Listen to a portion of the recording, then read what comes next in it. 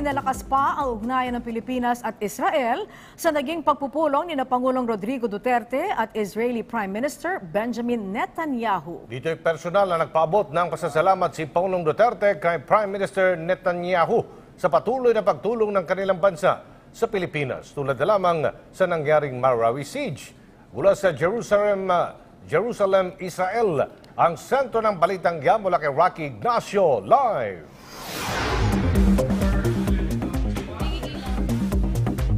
Katatapos lamang ng press conference ni Presidential Spokesperson dito sa Jerusalem, Israel, kaugnay pa rin ang nangyari o revocation ng amnesty para kay Senator Antonio Trillanes, kung saan iginiit nito na hindi politika ito at iduman ito sa isang proseso. Samantala dito pa rin sa Israel, nagkaharap na sina Pangulong Rodrigo Duterte at Israeli Prime Minister Benjamin Netanyahu. Mga global leaders na nais palakasin ang tulungan sa larangan ng seguridad, kapayapaan, trade at labor. Nagkasundo rin na palakasin ang tulungan sa pagtiyak sa kapakanan ng mga OFWs na nagkaroon rin ng mahalagang papel sa buhay ng lider ng Israel. Narito ang report.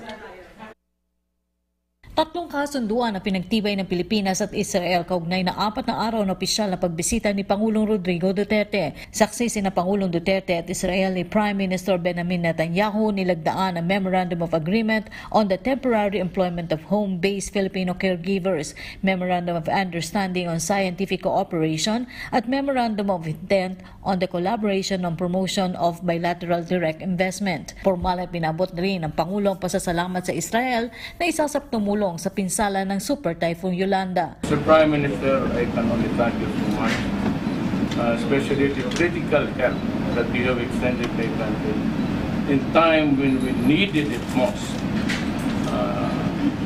Recent trouble in my Philippines, the extent of the help that you extended was very critical in the Middle East. Kinilala rin ng Pangulong pagiging mabuting host ng Israel sa Filipino overseas workers dito. Thank you for hosting almost 28,000 Filipinos.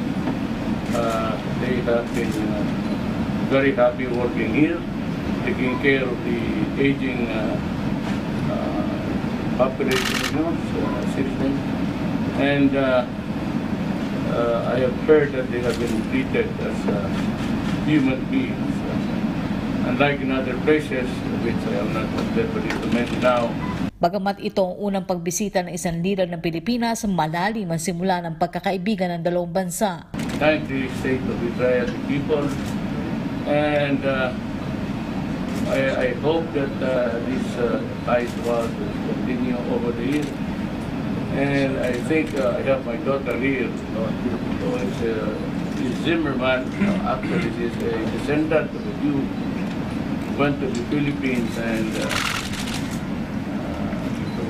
settled down there many years ago during the time of the Holocaust. Habang isang Filipino caregiver naman ang nag-alaga sa ama ni Prime Minister Netanyahu.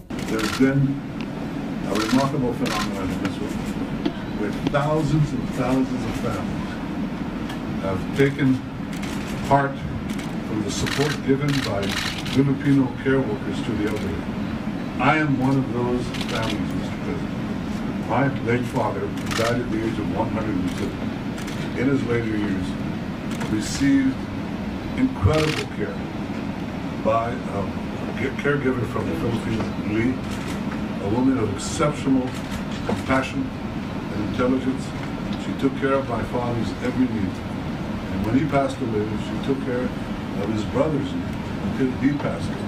Dahilan para maglatag pa ng mas maganda pang sistema sa kapakanan ng OFW sa Israel. I, like many Israeli families, am deeply moved by this show of humanity. And today we're going to sign an agreement that will knock off as much as $12,000 from the cost of every caregiver. This is money that is taken away from the caregivers and the families, the Israeli families, who so want their service. This is an exceptional agreement, and it, I think, heralds the kind of friendship that we are developing.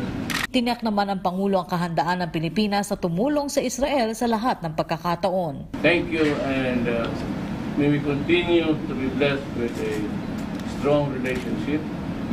I do not think that there will ever be a time when there is an irritation even between our two countries.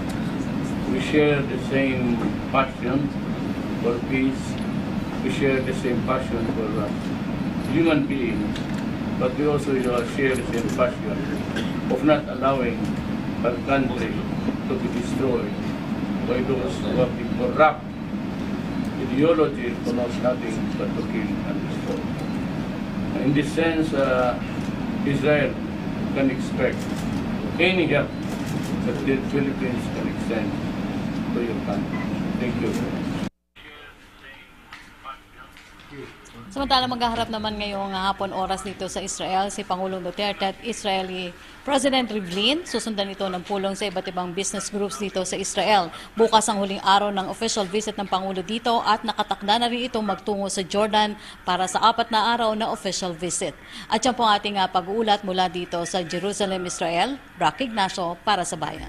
Maraming salamat, Rocky Ignacio.